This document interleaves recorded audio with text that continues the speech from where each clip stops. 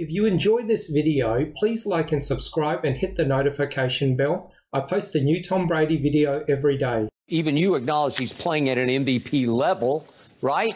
He did? He's 44. I'm 43. Do you know how badass that is to cheer on somebody that makes mid-40s look so good and so fresh? Good for you. Like, don't leave. Come on. Like, he's my inspiration. You know, it's like, I'm older in the industry. People are like, oh, how long do you want to be doing this? What do you mean? Tom Brady's 44 winning Super Bowls. Let's go. It's another reason why I don't want him to leave. His retirement decision yet again on his podcast, telling Jim Gray, quote, I'm super content and happy with how I feel in my decision. All you can do is take it day by day. Brady, we've always assumed and we believe, is very calculated. There's nothing that he says that he hasn't given a great deal of consideration to how it's going to be received. So as he continues to, well, you tell me, what is it you hear from Tom Brady there, considering the fact that it probably wasn't just off the cuff? Joe Montana told TMZ he thought Brady would be back. Look at the team he's got. Why would you want to leave that? Montana said, I don't think it's done yet. He's still able to play at a high level. The way the season ended for him with the team he has, I think he'll give it at least one more shot. I believe his grand plan is to finish next year with the San Francisco 49ers he grew up loving in San Mateo, California, the Joe Montana years. It makes all the sense in the world because Kyle and John Lynch made a huge mistake. No, they didn't. They made the mistake of their lives Nope. the last time. They had a shot at Brady then, and they better take the shot this time. If he's going to play, he's going to play in Tampa Bay because his team is still, to the degree, kind of loaded. They were a possession away from going back to an NFC championship game. Rob Gronkowski. That's when I'm like, wait, Montana said what? Gronkowski said what? Told USA Today he could see Brady playing in his 50s. Jay, you also had a talk with Gronk about this. I literally asked him, I was like, so what's all this talk? Because I heard Tom Brady on his podcast and heard him and Man in the Arena. All of a sudden, pivot from I'm retiring to, well, you never know.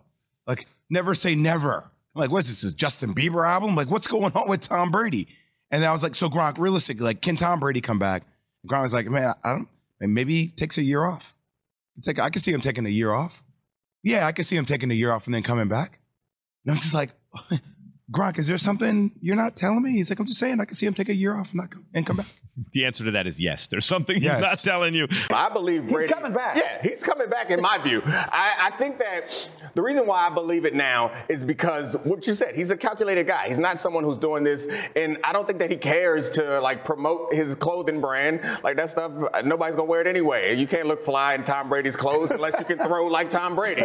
So I don't think he cares about that nearly as much as he cares about being a part of this game. So I think going back to Tampa Bay is not what's gonna happen. My projection and my hope is that mid-season, somebody needs a quarterback. Yeah. And Tampa Bay is sitting there ready to make that trade to rebuild their roster, and they send Tom Brady to whoever needs a quarterback, and then he goes on another run. Look at Tom Brady.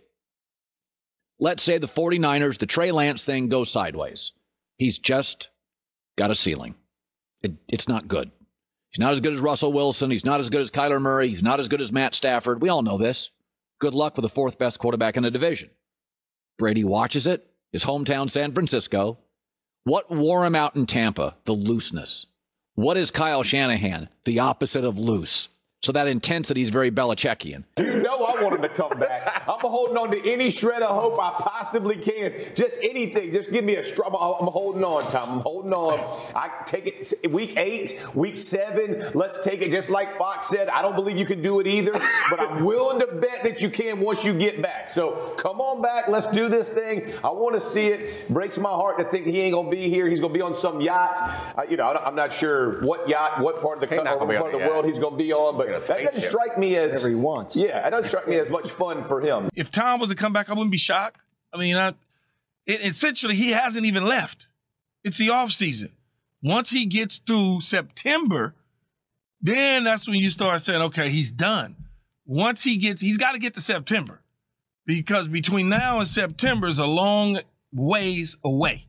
And guys have that itch, right? And that working out and the throwing the football and just, seeing his name constantly talk about if they had Tom Brady. And if Trey Lance didn't work, he sat for a year, he comes in, he's the fourth best quarterback in the division, you see a ceiling, you'd have to admit simultaneously, yeah, that was not a good pick.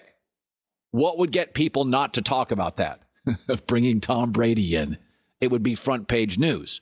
So I could see Brady going back to San Francisco in a year. No, I've changed my mind. I think there's a chance he's coming back. Yeah! I think there's a lot of avenues for it. Look, I mean, look at Swagoo. He's broken. I know. I've disappointed him. Yes.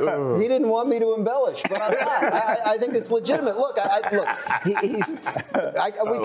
could do 20 minutes on like the way the contract is structured and what the moves could be. People would change the channel.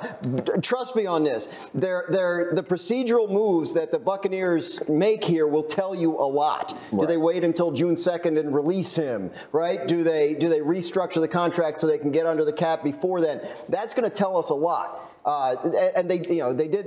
Drew Brees did this last year with the Saints. Redid his contract right before the league year. They got under the cap. Then he officially retired on June 2nd, so they get spread out the cap hit. What Tampa Bay does is going to tell you a lot about the situation, whether he wants out and they know it, whether they think that they can hold his rights and trade him. So we're not done talking about it. There was about a decade ago when Brett Favre played one season for the Jets. Yes. The Jets then drafted a quarterback. They needed Favre gone. Mm-hmm. They released him, and he wound up signing with the Minnesota Vikings. The point is, as time goes by, the Buccaneers will have to make a move of some sort that could result in him being free to go wherever he wants to go, right? Yes, I think you just made the point I was trying to make, but you made it much more clearly.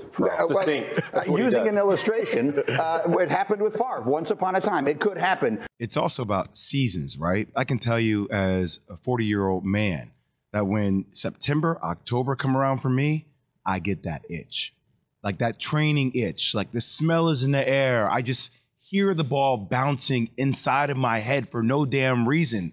Like I'm seeing more basketball than I've ever seen before. Some kids randomly dribbling down the street. I didn't see that 3 months ago. It's like subconscious, right? It's program. So I also wonder, he's like, hey, I'll talk to you guys next year.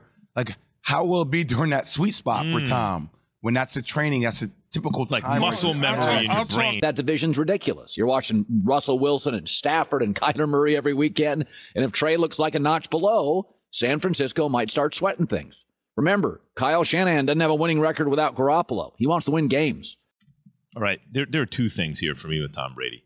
Number one, I've said it all along. When he retired, if you are doing it because you want to be with your family, you feel the pull and football's taking you away and you think your priorities are now shifting inside you, right?